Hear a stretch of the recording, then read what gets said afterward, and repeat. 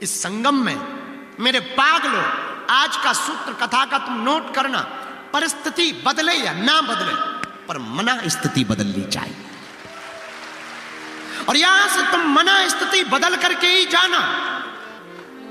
अपने मन को बदल करके अगर तुम घर नहीं गए तो तुम्हारा संगम में आना और इस महाकुंभ में आना बेकार हुआ। यहां से तुम निर्मल होकर जाना, यहां से तुम निर्विकार होकर के जाना, यहां से तुम अजेय होकर के जाना, यहां से तुम गुणज्ञ होकर के जाना। और कुछ होकर के जाना या ना जाना, हम आज की कथा में तुम्हें प्रार्थना करेंगे, यहां से तुम अपने गुरु का होकर जरूर जाना। बाकी का काम गुरु का है, बाकी का काम सदगुरु का है, गुरु का है। और हमसे कोई पूछे गुरु श्रेष्ठ कौन है, हनुमान जी के जैसा कौन गुरु होगा। इसलिए हम प्रार्थना करना चाहेंगे, मेरे पागलों, तुम महाकुंभ से खाली मत जाना। अगर तुम खाली चले गए तो पछताओगे पूरी जिंदगी भर। ये मन बड़ा खतरनाक है, यहां भी आएगा तो यहां भी तुम्हें सताएगा, यहां भी तुम्हें चमकती धमकती चीजों की तरफ आकर्षित करेगा। ये मन बहुत खतरनाक है, यहां भी तुम्हें सिर्फ वासना की बातें याद करवाएगा। ये मन बहुत खतरनाक है, यहां भी तुमको मेले में चाट पकौड़ी ही याद करवाएगा। और अगर तुम महाकुंभ में आकर के ठीक ऐसे ही जी रहे हो जैसे तुम अपने जिला के मेला में घूमते रहे, तो तुम कुछ खाक नहीं आए, तुम उल्लू ना तो पक्के। इससे बेहतर तो घर पे ही पड़े रहो। पर तुम आ गए हो तो मन को बदल करके जाना। किसी राज्य में एक राजा रहता था, और मन को संभालना कितना सरल है अगर आप हमसे जानना चाहो तो हम आपको बता सकते हैं। क्योंकि बहुत लोगों का प्रश्न होता है कि हमारा मन नहीं मानता। बहुत लोग हमारे पास साधक आते हैं, वो कहते हैं हम साधना करते हैं, मन नहीं लगता। कुछ पूजा वाले लोग आते हैं हमारे पास, वो कहते हैं हम गुरुजी बैठते तो है पूजा में पर मन नहीं लगता। ये तेरा मन है कि पड़ोसी का मन है? ये मन तो हो गया चाइना मॉडल। मन नहीं लगता, अरे मन तुम्हारा है कि पड़ोसी का है? मन की आज्ञा से तुम चलोगे या तुम्हारी आज्ञा से मन चलेगा? इसका मतलब तुम मन के गुलाम हो गए। तुमने मन की गुलामी को स्वीकार कर लिया है। और जिसने भी मन की गुलामी को स्वीकार किया, याद रखना मेरे पागलों, वो मन की गुलामी पूरी जिंदगी भर करेगा। और मन तुम्हें सिर्फ आलस, मन तुम्हें सिर्फ वासना, मन तुम्हें सिर्फ भोग की बातें ही याद करवाएगा। अगर तुम मन के गुलाम हो, मन के गुलाम होने का प्रमाण क्या है? अगर वो केवल तुमको आलस, भोग, वासना की बात याद करवा रहा, समझ जाना तुम गुलाम हो पक्के। क्योंकि कोई भी गुलाम करने वाला व्यक्ति ये नहीं चाहता कि तुम स्वतंत्र हो जाओ, तुम परतंत्र हो जाओ।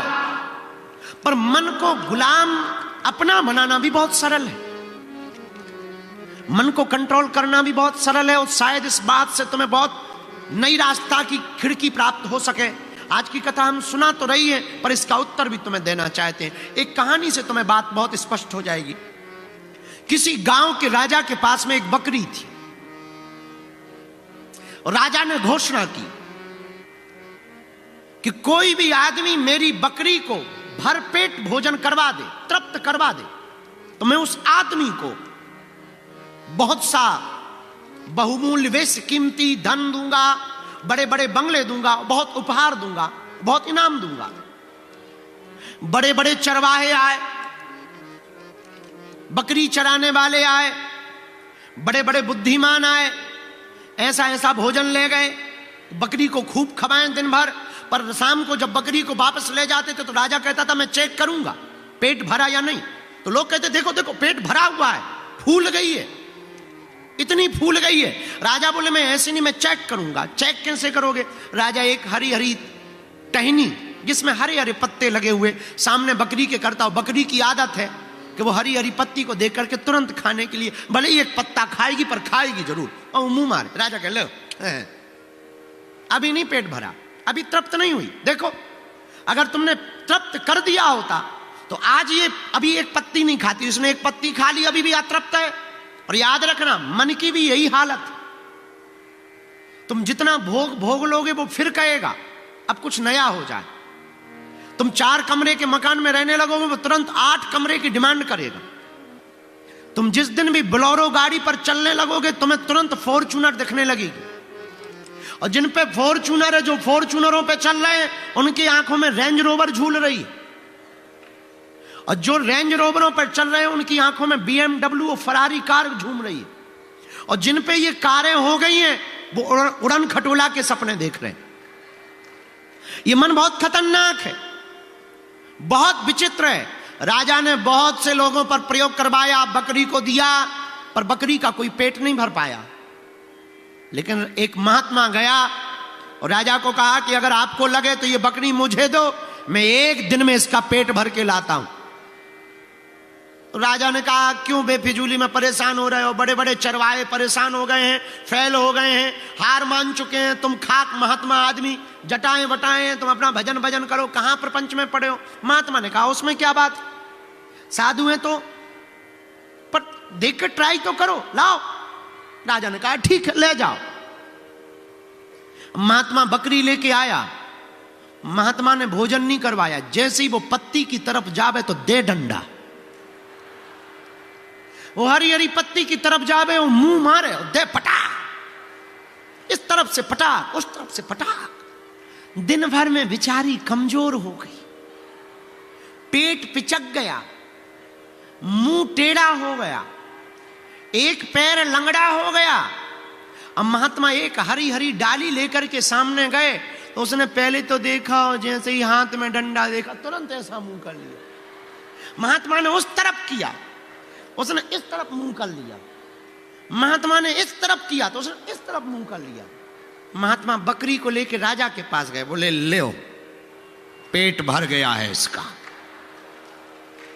राजा ने ऊपर से नीचे तक देखा, बोले ये तो ऐसी पिचकी हुई है जैसे कोलगेट मंजन को बच्चे पिचका देते हैं, और तुम कह रहे हो कि इसका पेट भर गया है। ऐसी हालत तो हमने इतने दिनों में नहीं इसकी देखी। महात्मा बोले वो बातें छोड़ो, बेफिजूली की बातें बंद करो, इसका चेक करो कि ये खाएगी कि नहीं। राजा बोले मैं अभी चेक करता हूं। और हरी हरी टहनी जैसे ही लाए, सोई महात्मा डंडा ठोक के ऐसे खड़े हो गए, मारा पीटा नहीं। बकरी ने एक तरफ हरी पत्ती और दूसरी तरफ डंडा देखा, तो जिस तरफ राजा पत्ती करे उस तरफ, और उस तरफ तिरछा कर ले। राजा पागल हो गया, बोले महाराज आपने खिलाया क्या है। महात्मा बोले तुम खाओगे, पहले हाँ बोलो फिर बताते हैं हम। नहीं नहीं खाएंगे नहीं, पर आपने खिलाया क्या है। महात्मा बोले सच ये है कि मैंने कुछ खिलाया, डंडे खवाए। पर डंडे। तब महात्मा ने एक बहुत पते की बात बोली, जो तुम्हारे काम की बात है, जिस प्रश्न से हमने बात को उठाई थी उसका उत्तर तुम्हारा है। महात्मा बोले ये मन है, बकरी तो एक कथा है, सच ये है ये बकरी ही हमारा और तुम्हारा मन है। ये मन है, और इस मन को अगर तुम भोजन कराओगे तो ये बर्बाद होती जाएगा मन, और परेशान करता जाएगा, और हमेशा ये बिगड़ता जाएगा। इसका एक ही सर्वोत्तम उपाय है, इसको लगाम लगा दो, इसको गांठी में बांध दो, इसको सदगुरु की खूंटी में बांध दो। आप इसको गुरु की खूंटी में बांधोगे या हनुमान जी की खूंटी में बांधोगे, एक समय ऐसा आएगा मन मुक्त हो जाएगा। हमको बिल गेट्स की एक बात बहुत अच्छी लगी। बहुत अमीर आदमी है, वो कहता है कि पैसा सब कुछ नहीं है। ऐसा कहने के लिए सबसे पहले बहुत पैसा होना चाहिए।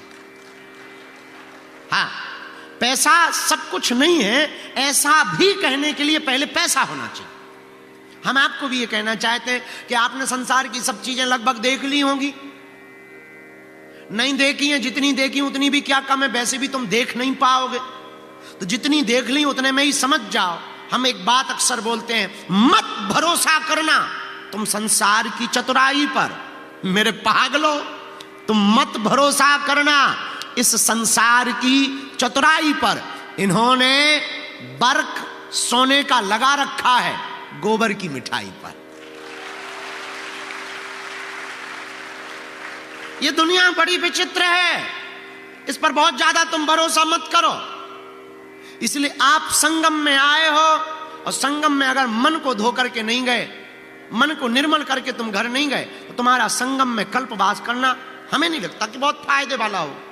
बहुत फायदे वाला तो तब होगा, आज की कथा में ही तुम्हें प्रण लेना है, घर पर बदल करके जाना है। जब हम घर जाएं तो बदले जाएं, जब हम घर जाएं तो किसी से बैर नहीं, जब हम घर जाएं तो किसी पर चिड़चिड़ाएं ना, क्योंकि जिसके पास जो होगा वही देगा। एक आदमी, अब चूंकि ये बात साहबुद्दीन साहब आप अपने ऊपर मत ले जाना, एक आदमी हमारे पास आया, बोले आपको पड़ोसी बहुत गाली बकता है। हमने कहा जिसके पास जो होगा वही देगा। अब बेचारे के पास गालियां हैं, गालियां दे रहा, और सच यही है, तुम जो खाओगे,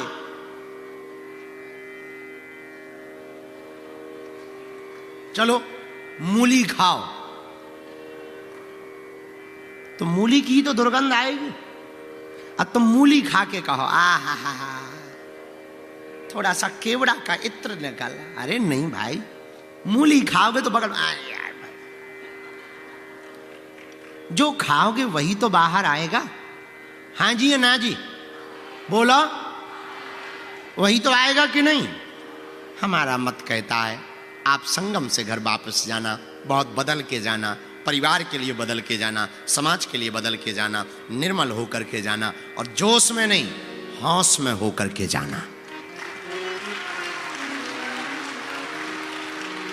होश में जिंदगी को जीना और घबराना भी मत। एक बात और हम तुम्हें बोल रहे हैं, साइकिल किस किस ने चलाई, जरा हाथ उठाओ, हाथ नीचे करो।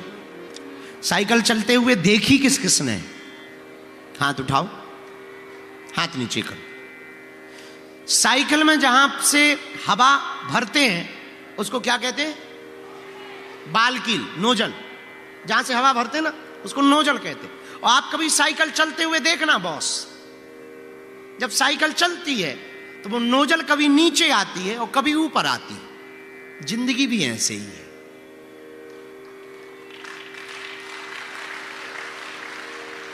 कभी नीचे आएगी कभी ऊपर आएगी, कभी खाक में बीतेगी और कभी राख में बीतेगी। और तुम प्रयागराज जो आए हो, भाग्यशाली हो कि तुम जिंदा में आ गए।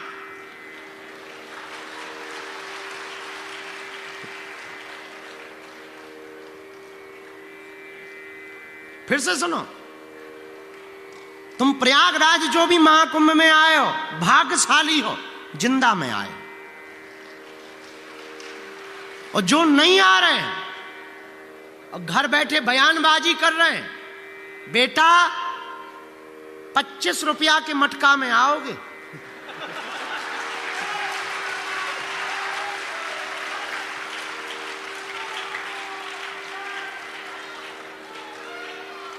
आज तुम बयानबाजी कर लो बेटे, मरोगे अस्थियां तो यहीं बहाई जाएंगी, 25 रुपया के मटका में आओगे। यही तो जिंदगी है, कभी ऊपर कभी नीचे। जोश में नहीं होश में समझना, क्रोध में नहीं बोध में समझना। तुम बहुत गंभीरता से हमारी बात को समझना। यहां से तुम होश में जाना घर, इतने होश में जाना कि तुम्हारी जिंदगी में दुख भी आए तो बहुत ज्यादा घबराना मत यार। थोड़े विफल भी हो जाओ तो घबराना मत। सफल होने के लिए विफल होना पड़ता, सफल होने के लिए विफल होना पड़ता है। और ऐसा दुनिया में कोई भी महान आदमी नहीं है जो विफल ना हुआ, और जो विफल नहीं हुआ वो कभी सफल भी नहीं हुआ है। ये भी सुन लो आप, हजारों बार एरोप्लेन के ट्रायल हुए और विफल हुए तब सफल हुआ। एलोन मस्क ने अभी वो जो बनाई है रॉकेट, कई बार उसकी विफल हुई तब जाके एक सफल हुई। अब्राहम लिंकन अमेरिका का 16वां राष्ट्रपति बहुत बार विफल हुआ, नहीं जीत पाया चुनाव, लेकिन एक बार सफल हुआ और वो राष्ट्रपति बना। हम आपसे कहना चाह रहे हैं कि आप अगर विफल भी हो तो घबराना मत। और तुम्हें तो हम एक ऐसी खूंटी पकड़ा देते हैं संगम के किनारे में, जाओ तुम मौज से घर, पर घर जाना तो अपनी जिंदगी की डोर परमात्मा के हाथ में सौंप करके जाना।